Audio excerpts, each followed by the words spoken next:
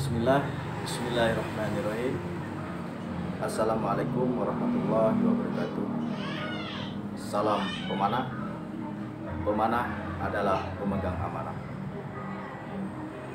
Kita terkhususnya para pemanah muslim yang ada di Provinsi Bengkulu, terutama yang ada di Rejang Lebong, yaitu bernaung di bawah satu organisasi, yaitu Persatuan Panah Tradisional Indonesia yang di Provinsi Bengkulu.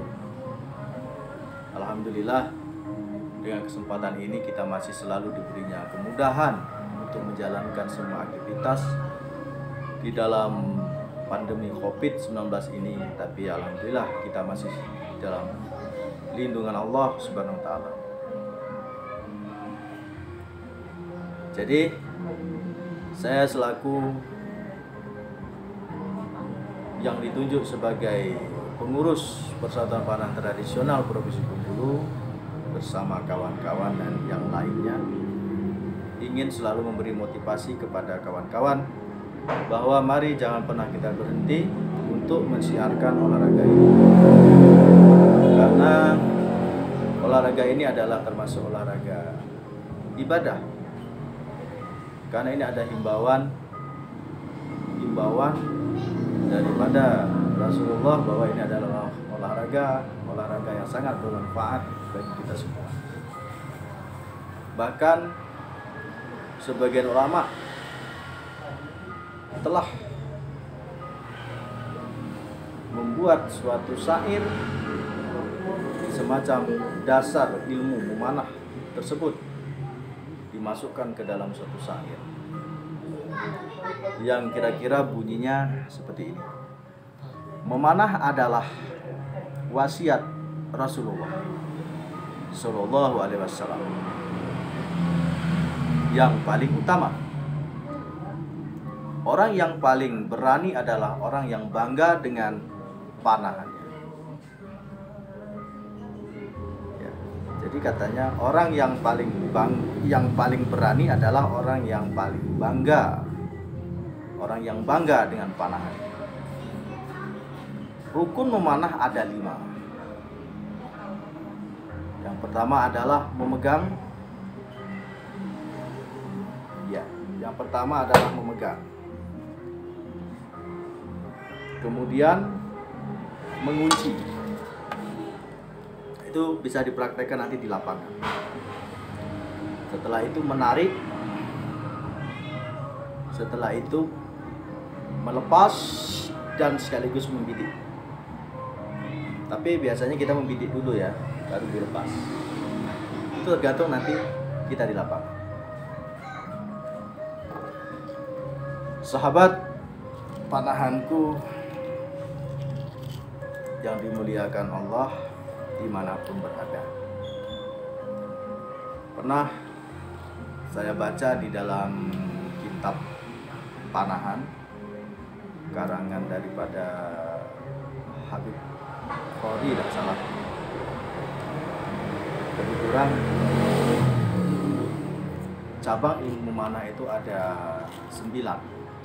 Mungkin semuanya itu telah atau pernah kita gunakan. Jadi diantaranya adalah pertama menarik busur tadi. Menarik busur dengan lurus dan lembut.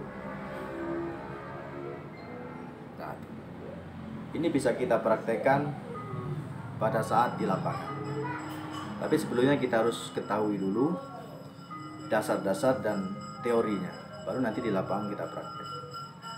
Dan yang kedua, termasuk salah satu cabang itu, kita mengetahui ukuran busur. Kita harus mengetahui ukuran busur, sehingga pemanah benar-benar mengenal busur secara detail. Ya. Dan ketiga, mengetahui ukuran atau tali. Mengetahui ukuran atau tali string. Dan yang keempat, mengetahui ukuran nok. Ya ini. Karena kenapa? Ukuran nok ini harus kita ketahui. Kita bisa tanpa melihat begini, langsung kita bagaimana kita langsung sek. Nah, tuh ya. Jadi kita tak perlu begini. Sesekali kita belajar tanpa melihat lubang nok ini. Kita masukkan. Nah, masuk kan? Nah, itu perlu kita mengetahui ini. Dan yang keenam, mengetahui ukuran anak panah. Ya, semisalnya panjangnya berapa, berat boleh juga, dan yang lain-lain. Itu perlu, itu istilahnya dalam teorinya ya. Itu perlu kita ketahui. Dan selanjutnya, mengetahui ukuran kekuatan pemanah itu sendiri, diri kita. Kita harus mengetahui kekuatan kita. Kita harus mengetahui. Kalau kita lemah, kita tahu. Kita kuat, kita tahu. Nah, dan terus mempelajari semua teknik duduk dan berdiri ketika memanah. Semua harus kita mengetahui. Harus kita pelajari. Insya Allah kita tidak akan mengambang begitu ya, gitu. Dan yang ke-8 atau yang berikutnya tak lupa tadi, tapi kira-kira ada seperti itu yang telah saya pelajari selama ini. Memanah dengan tujuan ketepatan mengenai target, bukan jauhnya jangkauan anak panah. Perlu kita menembak jauh, ya perlu. Tapi yang terpenting lagi kita memanah dengan tujuan ketepatan mengenai target. Jadi jangan sepelekan kalau kita belajar dari mulai yang terdekat. Maka itu perlu diketahui. Kita belajarlah dari yang terdekat. Nah, itu. Setelah itu kalau kita tahu kan kita akan mengetahui tembakan kita yang dapat mengenai. Ya istilahnya yang ke-9-nya boleh katakan. Kita bisa mengenai. Nah, makanya wahai sahabat panahanku dimanapun berada, marilah setelah kita mengetahui dari detail ke detail, dari poin ke poin, maka yang terakhir tadi saya mengajak, marilah kita mempelajari bagaimana memanah dengan tujuan ketepatan atau mengenai target tadi. Jadi kita mulai dari jarak yang terdekat. Misal dari mulai 10 meter. Setelah itu kita mundur 5 meter. 15 meter mundur lagi. 20 jadi 20 meter terus, 5 meter atau berapa meter terus, sampailah ke jarak yang terjauh 70 dan berikutnya. Nah itu, maka dengan jarak 10 meter, berapa jumlah anak panah, misalkan kita tentukan jumlah anak panah itu 3 atau 4 atau 5 terserah, tapi boleh itu dibuat. Mungkin dari jarak 10 meter semua anak panah kita, dari 3 anak panah bisa nancap semua. Mundur 15 meter, masih nancap semua.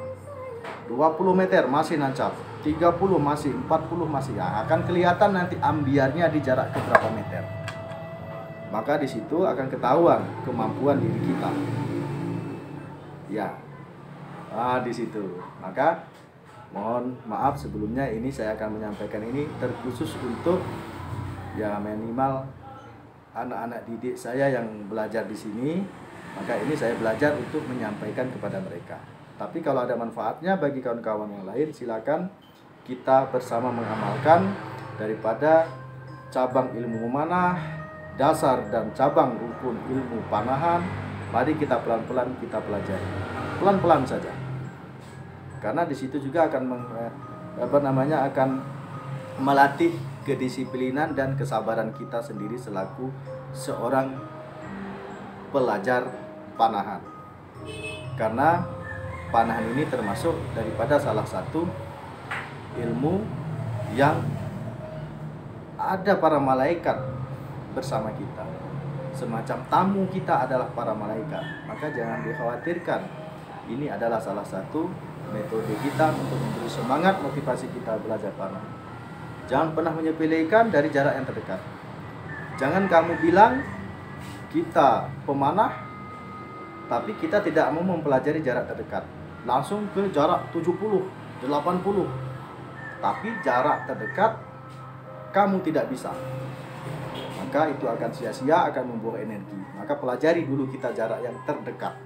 Pelan-pelan agar kita tidak termasuk golongan belajar yang sia-sia, membazirkan anak panah. Buat apa kita menembak jauh-jauh, lalu anak panah banyak raib, hilang, tidak mengenai target? Kan bagaimana sakitnya? Di situ ya. Tapi sebenarnya memang tidak sia-sia, tapi alangkah baiknya kita belajar dari yang terdekat. Oke? Sampai di sini sementara ini yang akan saya sampaikan, terkhusus pada anak didik saya yang belajar di sini.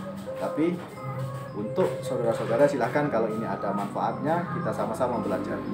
Oke, saya ini hadanallahu wa iyyakum ajma'in. Billahi sabil haq. Wassalamualaikum warahmatullahi wabarakatuh. Salam pemanah. Pemanah adalah pemegang amanah.